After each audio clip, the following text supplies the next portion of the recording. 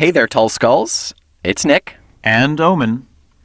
And we are here as this will be a little PSA here. Yeah. Everybody's freaking out about the whole coronavirus thing. That's right. Some of you might be self-isolating. Some of you might be quarantined. Some of you might have missed an important flight back. Social distancing is important. Please don't ignore it in times like this. I've been practicing it for years. Ever since high school. Unintentional. But we want you to know, with all the cancellations that are happening around the world, there's one thing that you can rely on, and that's Talk Tull to me. We will still be here every week for you to listen to. And a great way to pass the time, if you have a lot of extra time on your hands, is to listen to some Jethro Tull. That's right. And all your friends who are also quarantined or self-isolating, who have nothing else to do, go ahead and tell them about Talk Tull to me. There's a serious back catalog. Talk to them about Talk Tull to me, and then talk to me about having talked about Talk Tull to me to them. It's about 60 episodes. If you listen to one a day, that's 2 months of quarantine. Everything will be fine in 2 months. That's right. And if you wash your hands to the length of a Talk Tull to Me podcast, you will have no skin on your hands left. But yeah, no germs either. So there's that. So enjoy this episode and just know that we're thinking of you. Yes. Be safe. Ladies and gentlemen, throw on your stethoscope, practice your remote robotic surgery techniques, and probe the ancient mysteries of Avicenna of Persia. Because it's time to Talk Tull to me.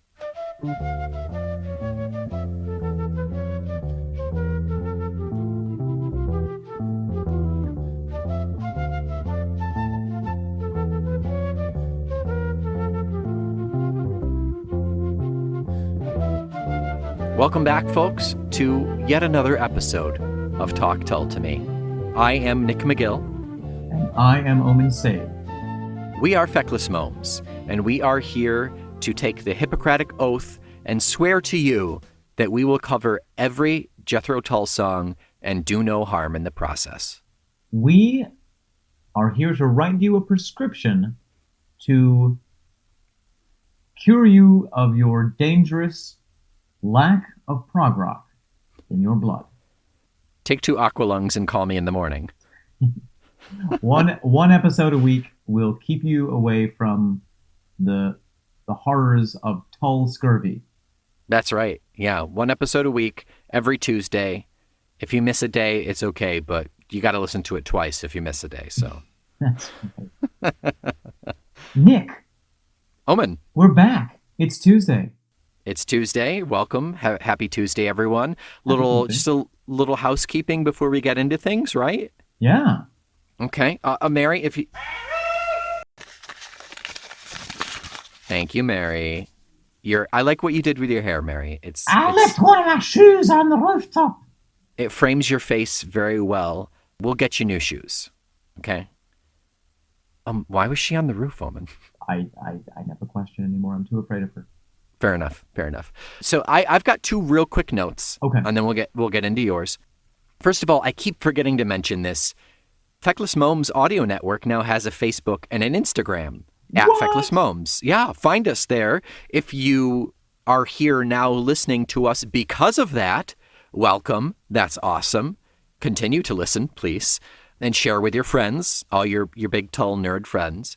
Just for those of you who don't personally know Nick McGill, I want you to recognize how big a deal it is that this has inspired Nick to go on to social media. It really, the end days must be here, truly.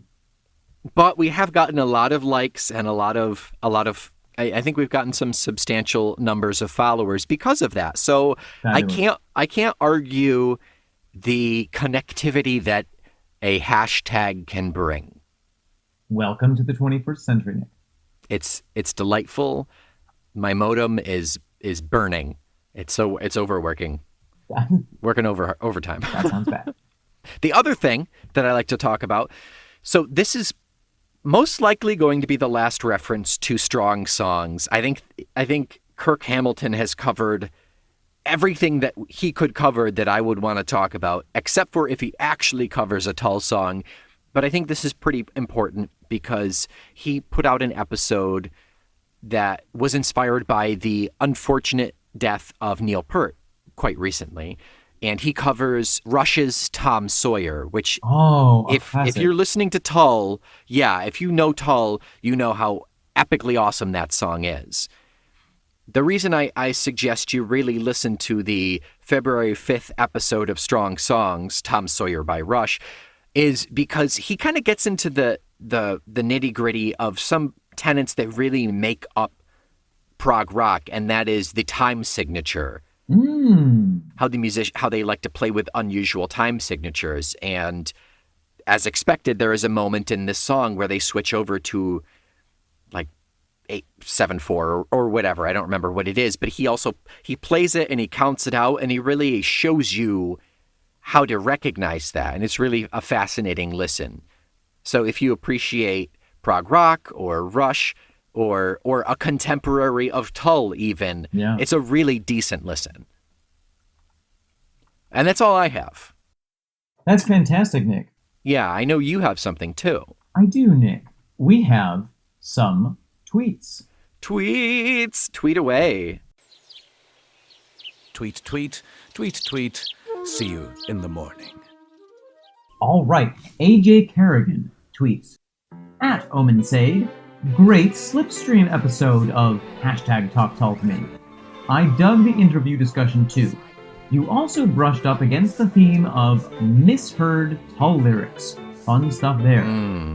I used to hear the opening to Sheep Day Return as unpleasant ant farm, do your soft shoe shuffle dance. Thank you, AJ Kerrigan. Yeah, in response to that, all of our tweeting Tull skulls out there, please, we would love to hear your favorite misheard Tull lyric. Absolutely. There must be lots of them.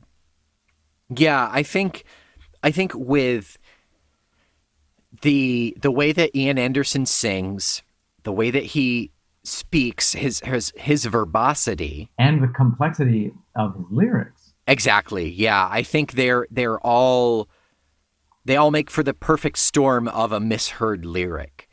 And we are on a storm watch for misheard lyrics. Yeah, nice. Okay. So #misheard Tull? I think just #TalkTullToMe. Yeah, sure. Okay, fair enough. And tell us your favorite misheard Tull lyric. Also from the Twitterverse, Mr. Alan Begg, double G, tweets, @OmenSade, we've been to see Martin Barr the last 2 nights in Kinross in Scotland, about 20 miles from Dunfermline by coincidence. Dunfermline. Nice. An acoustic trio last night and the full electric 4-piece, parentheses, Alan, Dan, Darby, and Lancelot, tonight. Mostly 90% Tull, fantastic, of course, at the Backstage Green Hotel. And there are some fabulous pictures of my knight in shining armor himself rocking out in a very colorful shirt on a stage. So thank you so much, Alan Begg. We always love hearing about people going to live shows. We wish that we could go to more live shows of Tull and Tull adjacent performances. But anytime that you have the chance to, please go and support these performers who are miraculously somehow still alive. And please tweet us about it. Tweet us pictures. You can always tweet me at @OmenSade. That's OmenSade. Remember to #TalkTullToMe. Yeah. And for those of you who may have missed it or may have forgotten, Dunfermline is where Ian Anderson was born. Oh, I thought that was where Giants came from. Also that. I mean, they don't have to be mutually exclusive. Giants of rock and roll. Exactly. Yeah. I thought that an insect just ran down my leg, but it was just a bit of paper.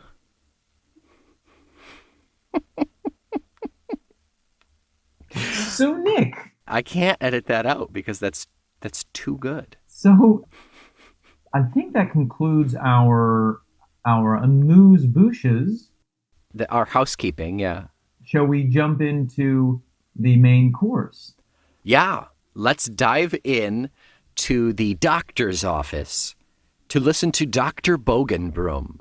And Nick, just a reminder, this is the very first time that I'm ever hearing it with That's my right.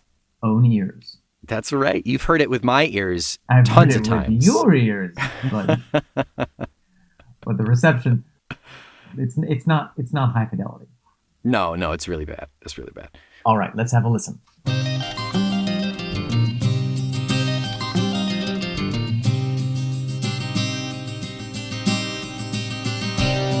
I have one foot in the graveyard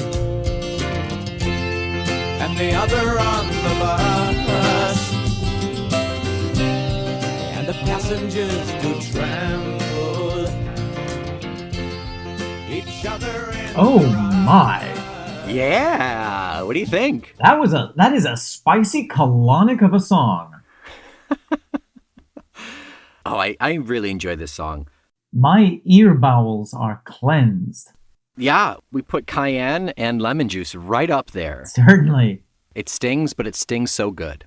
Goodness me, Nick. So, I mean, wow. Can I just give my first reaction? I would love it. I'd love to hear it. This is what I expect from a Jethro Tull song. Yeah, this is very Tullian. It snaps right out of the gate. Uh-huh. It's complex musically. The Mhm. lyrics are almost completely opaque on first glance. There's an amazing synergy between the electric and the acoustic guitar. Yeah. Wow, it's just got it all, hasn't it? Uh-huh. Yeah, I like it. Okay. All right, I think that's a good first impression. Thoughts on let's go musically first. Like you said, it's got that really good synergy between the electric and acoustic. It's really, really nice.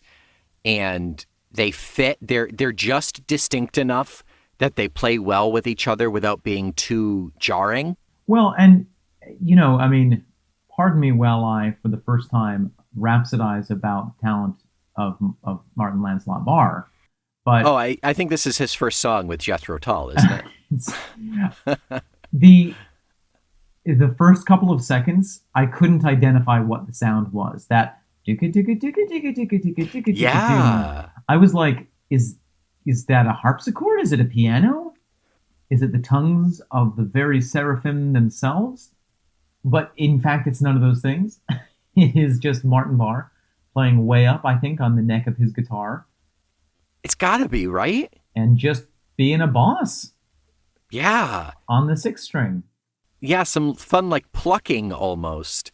Some very, very, it's not strumming, it's like individual notes. It's really nice. Oh, absolutely, yeah, and it just sounds so clear and clean that it took me a second to identify what the instrument was, which is so fabulous.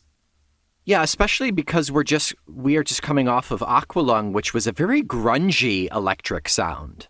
Yeah, absolutely. This is a very clean electric. And then to contrast that with Ian's strumming, it's delightful. It's delightful. Mhm. It's powerful. It is prog rock. It is prog rock. There is no flute in here, or am I wrong? No flute. No flute in here at all. No fruit, no flute.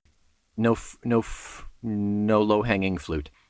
But still, it certainly doesn't need it. It's not like I feel that it's lacking when I hear the song.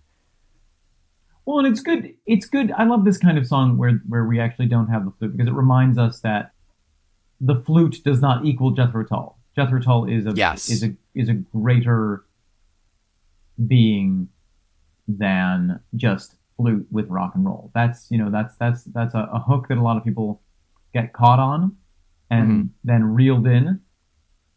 Yeah. But once they're in the boat, they realize that it's bigger than the flute. The flute does not Jethro Tull make. That metaphor needs to go and see a doctor immediately. Yeah, please. Anything else musically? It's nice. It's a really nice kind of unique sound for Tull, I think. Yeah. It just they synergize very well, and it's just that like you mentioned, that opening part, that that really high bit, that's just so unique. We don't really hear I've that never ever heard again. anything like that before, in Tull or outside of Tull. Yeah. It's cool. I like it a lot. And nice to have the bass and the drums kind of rejoining us after the past couple of episodes Yeah, where right. they weren't featured, really predominantly. Not that they're super forward on this track, but they're more present, I think. Yeah, I think so too. Their presence is more felt. This is a full ensemble song. I think Absolutely. everybody has their part in this, and it's really nice to hear it. Yeah. Yeah. So lyrics, Nick. Yeah. Who is Dr. Bogenbroom? Bogenbroom. Bogenbroom. Well, there's a theory out there that I found in my research that a bogan is like an Irish, Scottish, it's boogie, it's the boogeyman kind of thing. It's like it's a mischievous creature. Okay. And broom could be in the sense of like sweeping something away even. So going to a Dr. Bogenbroom is not necessarily going to be healed, but going to get your fix. Yeah. To pass the super pill. Yeah, exactly. Yeah, which we can see in that lyric, to see the kindly doctor to pass the super pill. I'm going down to revisit Dr. Bogenbroom.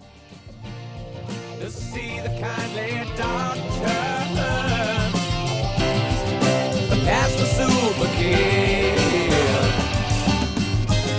Well, I'm going down to reach with Dr. Bogenbroom. Wow.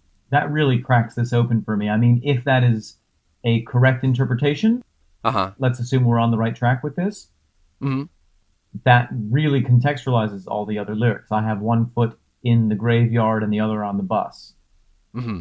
If you are a drug addict, you need your fix, you feel half dead. Yeah. But you're also going somewhere. Yeah. And this song it's about mortality, and it's about getting from point A, which is right now, to point B, which is death. And how you do that is up to you, but living in this awful world that the narrator is painting us really, really makes you want to medicate to get through it. Well, and everyone medicates differently, right? I mean, sure. Let's expand our view a little bit. This could certainly be talking about a literal drug, a literal narcotic of some kind.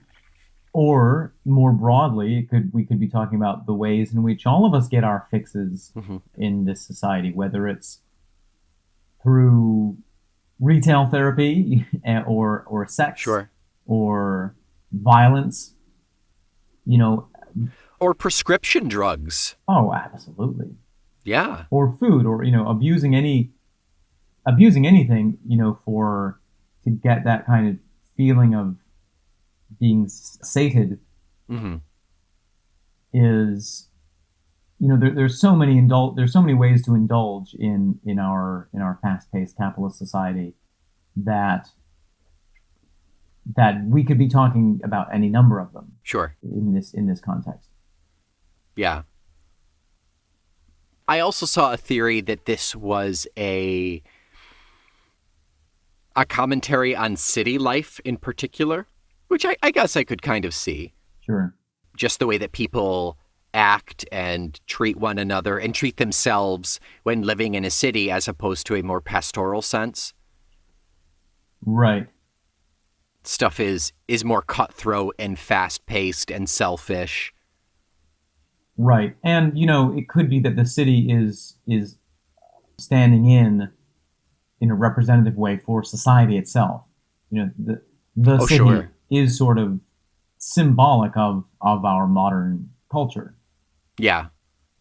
And also we know, I think, from previous songs that I feel confident in saying that thematically, at least, in the songs, the role of the city when Ian Anderson writes songs is usually not a super positive role. Yeah, it's generally not to praise. If he's bringing it up, it's for a commentary reason. Yeah, it has to do with capitalism or the fast pacedness or stress or necessity because of the business that he's in. Yeah. It's not like, yay, I love the city, let's go party. Yeah. Yeah.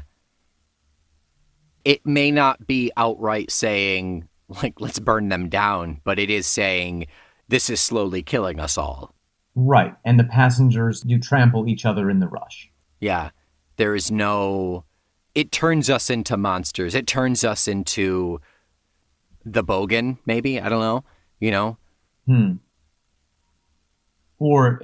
it makes it necessary to go and find some way to take the edge off this suffering.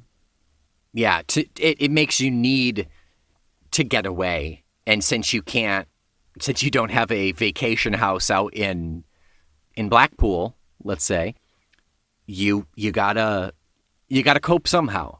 Yeah. And Yeah. enter Dr. Bogenbroom. Sure. Whom you will revisit. Yeah, that's really interesting that it's revisit and not visit. Yeah. Even from the first to the second verse, it's not visit and revisit. Like right No. from the start, Yeah. this narrator knows Dr. Bogenbroom. Yeah. Yeah. Fascinating. So I feel like that has us pretty solid with the first verse. I mean, one thing I do want to pull out is a phrase that I find fascinating, and the chicken-hearted lawman. And the chicken-hearted lawman. I just think that that's quite... It feels like more than just a dig at authority. It feels like a really good juxtaposition of, a lawman should be brave and strong and upholding of virtues. So a chicken-hearted lawman is sort of like, it's like the worm in the bud, the corrupt superstructure. It's sort of a reversal almost. Right. And because of that antithesis, Yes. he himself, the lawman in question, needs to medicate and go see absolutely. the kindly doctor, to cope with his situation. Absolutely. Because he is a human with a heart the size of a chicken. I think that's the takeaway. Very small. Oh wait, a chicken's heart, or his heart is actually the size of a chicken? Because that would be terrifying. That would be a problem of a different scope. Yep. That's what I thought you were getting at. Let's talk about the second verse. Okay. Well, I've tried my best to love you all. Well, I've tried my best to love you all. All you hypocrites and whores. So one thing I saw was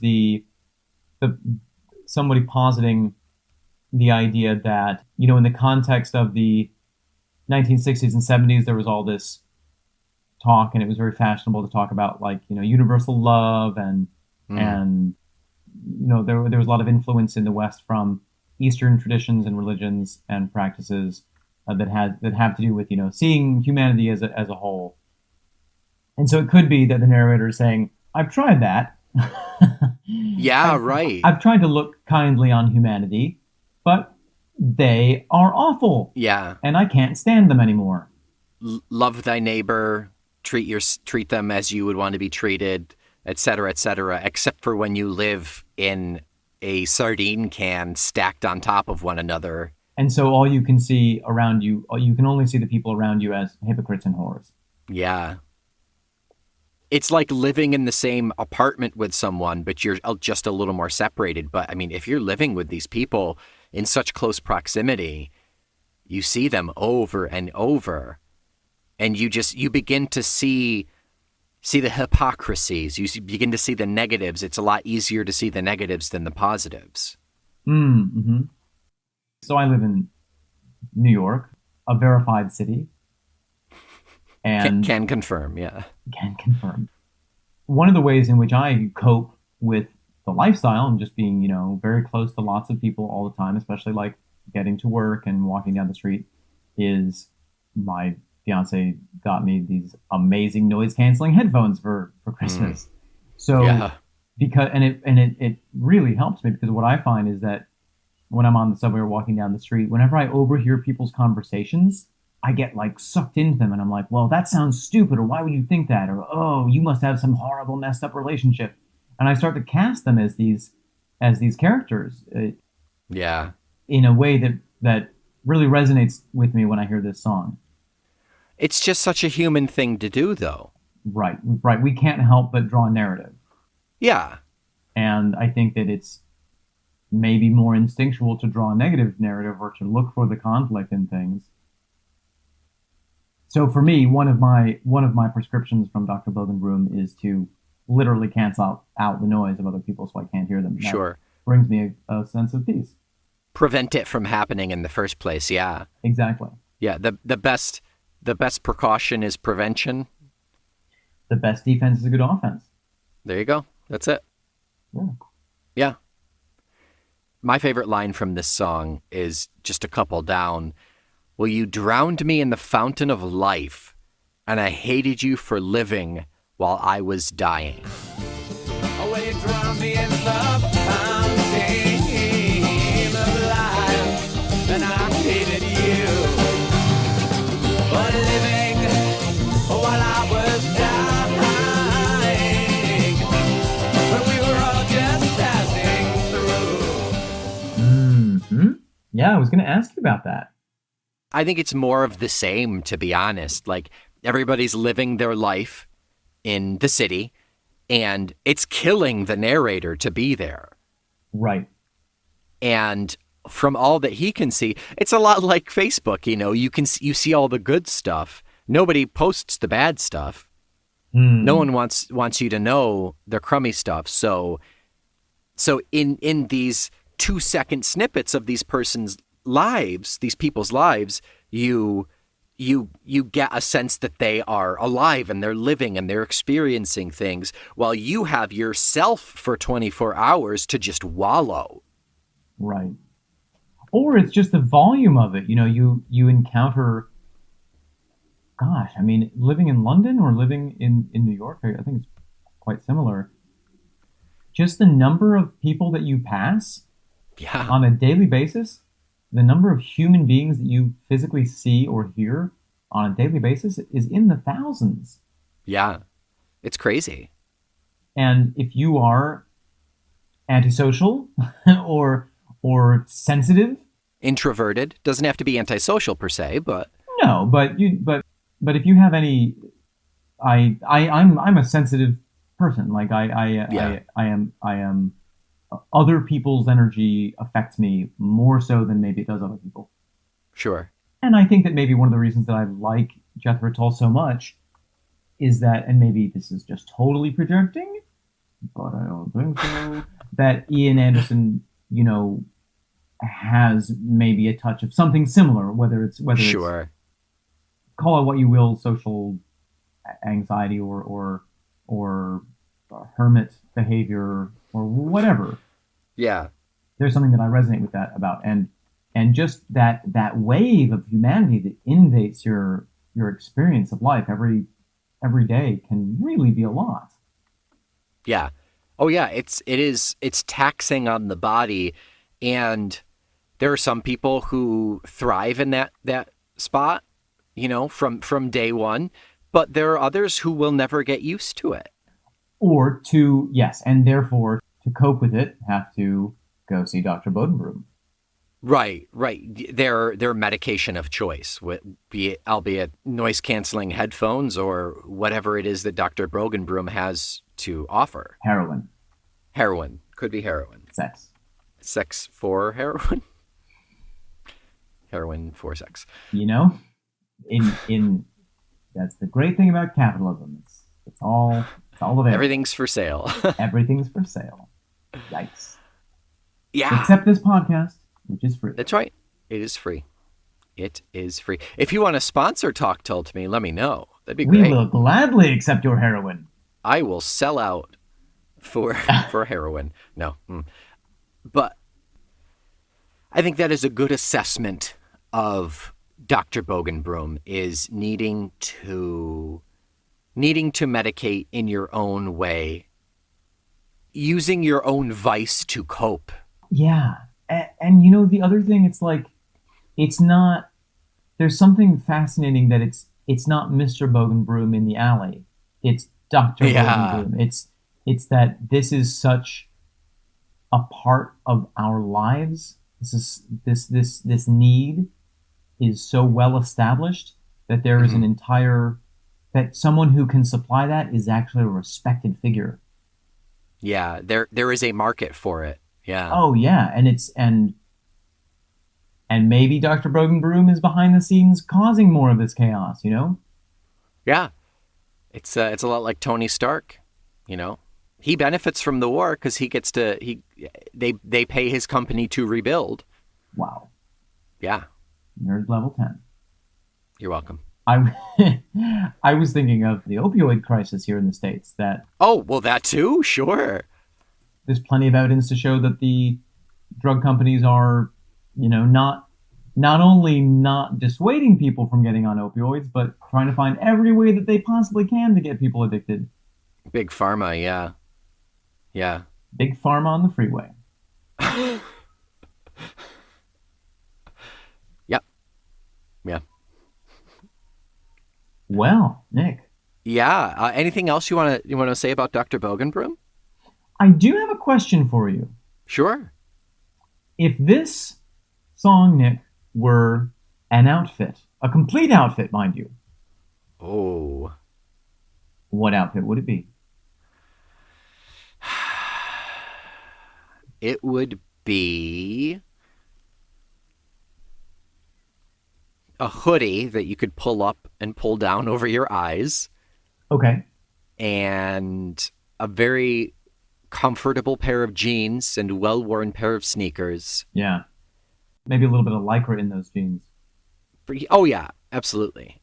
There's some bag there, and it's anything to make you feel as comfortable as possible as you get from one point to the next, while avoiding everyone's eyes and hopefully not stepping in a puddle of some unknown liquid. Wow. Yeah. Yeah, I feel that. I think that alone, you can tell how I feel about cities. I don't know if this is going to confirm your beliefs about cities, Nick, but I was on a train yesterday, and I got off the train along with a number of other passengers.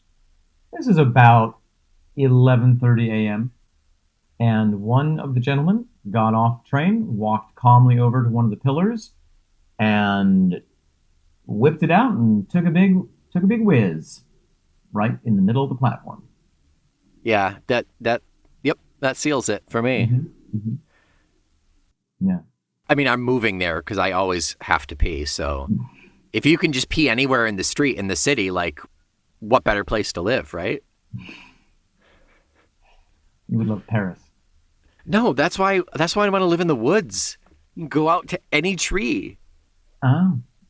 Yeah.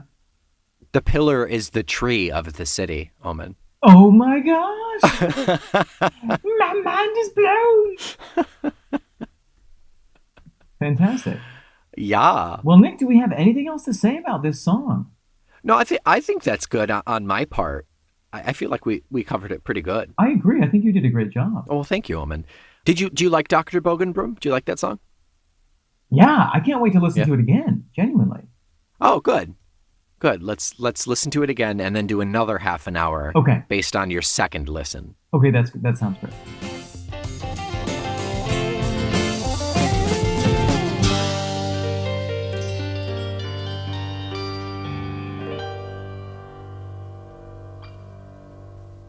While we are doing that, I have a prescription for all of you, and that's to rate us and review us. Give me 5 stars, and I'll call you in the morning. Nick, I just had a thought, which is a little bit like existential and perhaps horrifying. I look forward to it. Are we Is Talk Tull to Me perhaps the super pill that some of our listeners use to cope with their day in today's horrifyingly fast-paced society? Omen, I can't tell you how flattered I would be if that were the case. If we are their vice? Yeah. Wow. First of all, listen, there's some other great vices out there. Yeah, I mean, there's so much more to offer than listening to Talk Tull to Me. I'm not saying stop listening to Talk Tull to Me. No, but maybe branch out. Yeah. Well, until next week. I am Nick McGill. I'm Omen Sade. We are Feckless Momes. And the prognosis is Talk Tull to Me.